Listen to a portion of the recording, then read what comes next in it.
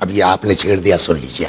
توسل, شیخ الرئیس بو علی سینا, بڑا نام ہے, تو بڑا نام ہے نا, ریاضی میں بھی, طب میں بھی, وغیرہ وغیرہ. شیخ الرئیس فرماتے ہیں کہ میرے ساتھ اکثر ایسا ہوا ہے کہ میں جو ہے وہ پرانی بڑی کتابیں جو ہے بیٹھ کے پڑھتا تھا, پورا پیج پڑھ لے جاتا تھا, سمجھ میں نہیں آتی تھی بات. یہ تو ہمارے شیخ الرئیس کا کہنا ہے کہ میری سمجھ میں نہیں. جی. کہنے لگے جب نہیں سمجھ میں آتی تو کتاب بند کر دیتا تھا, 2 رکعت نماز پڑھتا تھا, توسل کرتا تھا, پھر کتاب اٹھاتا تھا, پھر وہی پیج سمجھ میں آتا تھا. واہ, یہ تو بڑا اچھا آپ نے ایک یہ ہمارے بچوں کو توجہ کرنے چاہیے کہ اس سے لو لگی رہے ایک چیز.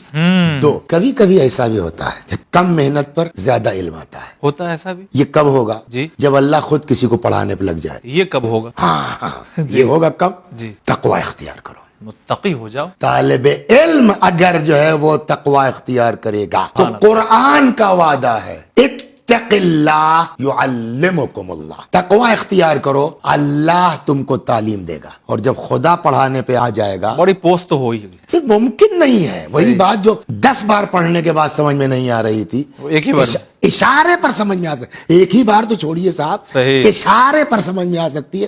ابھی استاد نے شروع کیا, آدمی پہنچے کہ اوہ یہ کہنے والے ہیں. یعنی ہم یہ سمجھ سکتے ہیں کہ چونکہ ہم ذرا تقوی کی فیلڈ سے باہر ہیں اور گناہوں میں ملوث ہیں, لہذا اچھی بات بھی سمجھ میں نہیں آ رہی ہے یا ہم کو تو ایک طالب نہیں لگ رہا. اور ایک بات آ رہی, یہ ایک بات اور سن لیجیے. یہ تقوی جو ہے نا, جی, یہ موسٹ امپورٹنٹ ہے اسٹوڈنٹ لائف میں. عام طور پر اس منزل سے ہم گزر چکے ہیں اور اس وقت ہم نے نہیں سمجھا. نہیں سمجھا, فیکٹ یہ ہے. یہ ٹیلی ویژن پہ کہہ رہا کوئی تکلف کی بات ہے, نہیں سمجھا. اگر انسان دوران طالب علمی تقوی اس کے اندر نہیں ہوگا تو روایت کہتی ہے 3 سزاؤں میں سے کوئی ایک سزا اس کو مل سکتی ہے. اچھا, اگر تقوی ہے تو قرآن نے کہا یعلمکم اللہ, اور اگر تقوی نہیں ہے تو روایت میں ہے کہ اللہ 3 چیزوں میں سے کسی ایک سزا مبتلا کر سکتا ہے. نمبر 1, جوانی میں موت ہو سکتی, ٹھیک ہو سکتی ہے.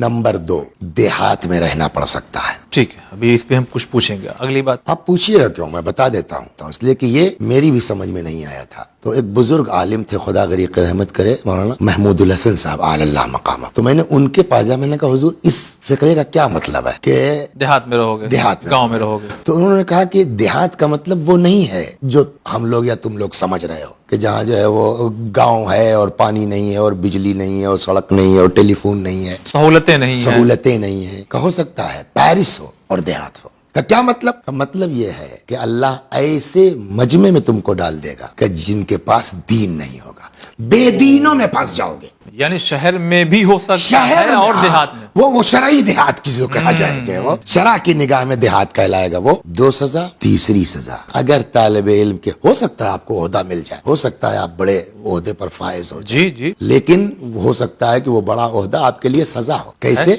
ہاں, روایت یہ کہتی کیا, ایک تو جوانی میں موت آ سکتی ہے, جی, وہ نہیں ہوا تو دیہات میں ڈالے جا سکتے ہو, یا نہیں تو تیسری سزا یہ ہے کہ ظالم سلطان کی اطاعت پر مجبور ہو جاؤ گے.